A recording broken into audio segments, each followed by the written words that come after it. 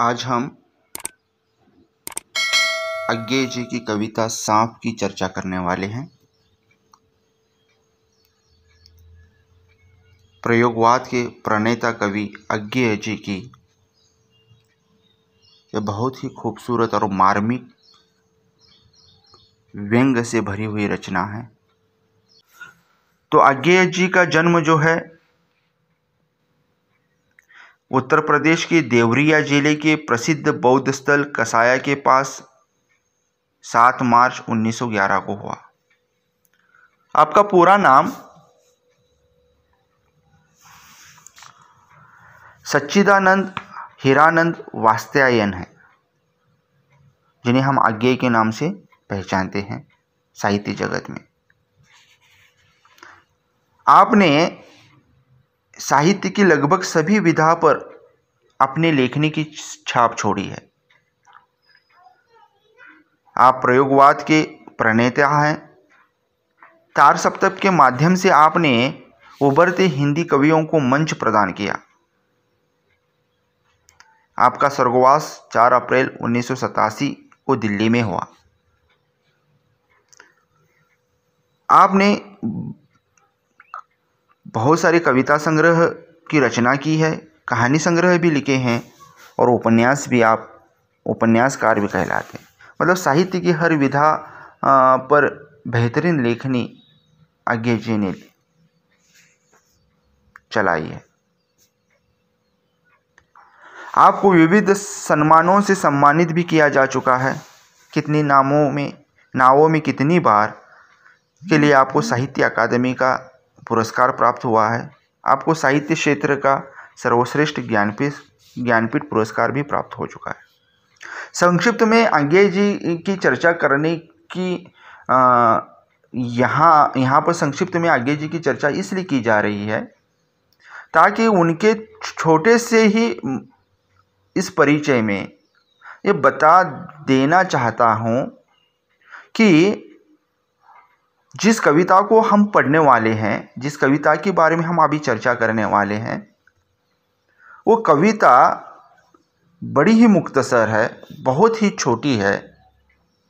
लेकिन इस मुख्तसर कविता में, इस छोटी कविता में गहरा अर्थ वही इंसान भर सकता है जिसकी दृष्टि व्यापक हो। सांप कविता बहुत ही छोटी कविता, 25 शब्दों की कविता, लेकिन ये कविता मनुष्य में पनपते विषैलेपन को दर्शाती है। ये व्यंग कविता है और इस व्यंग के माध्यम से अज्ञेय जी सांप और मनुष्य की तुलना कर रहे हैं और सांप से पूछ रहे हैं। कविता है, सांप तुम सभ्य तो हुए नहीं, नगर में बसना भी तुम्हें नहीं आया। एक बात पूछूं उत्तर दोगे, तब कैसे सीखा डसना, विष कहाँ पाया। बस इतनी सी मुख्तसर सी ये कविता है। अज्ञेय जी इस काव्य के माध्यम से नगरों में रहने वाले सभ्य कहलाने वाले व्यक्तियों पर एक तीखा व्यंग करते हैं। नगर में अनेक ऐसे व्यक्ति हैं जो दिखने में तो सभ्य हैं, किंतु उनके दंत, उनके व्यवहार सांप से भी अधिक विषैली होते हैं। इसीलिए यहाँ पर अज्ञेय जी को एक सवाल परेशान कर रहा है सांप को लेकर, और वो सवाल परेशान इतना कर रहा है कि वो सीधे सीधे सांप से पूछ बैठते हैं कि तुम सभ्य तो हो नहीं, और ना ही तो तुम कभी नगर में बसे हो, शहरों में बसे हो।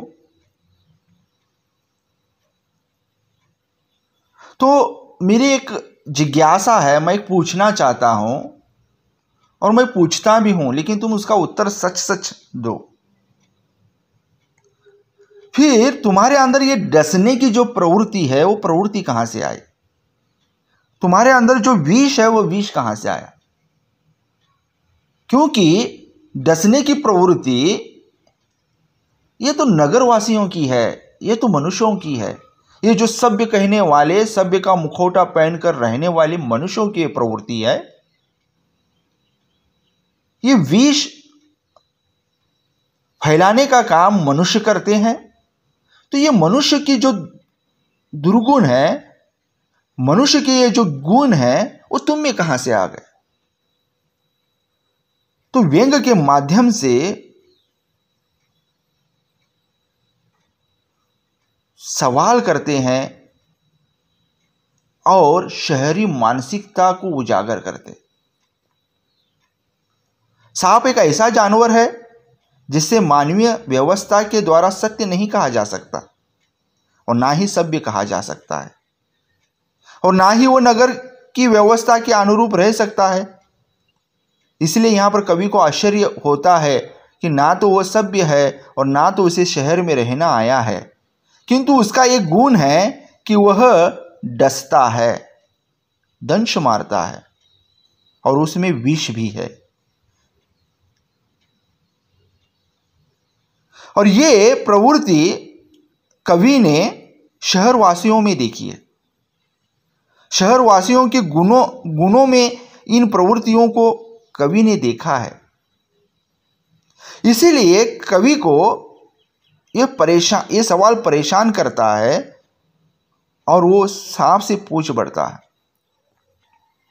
वास्तव में आज्ञे द्वारा रचित यह मुक्तक कविता नगरों में बसने वाले सभ्य कहलाने वाले लोगों पर तीखा व्यंग है।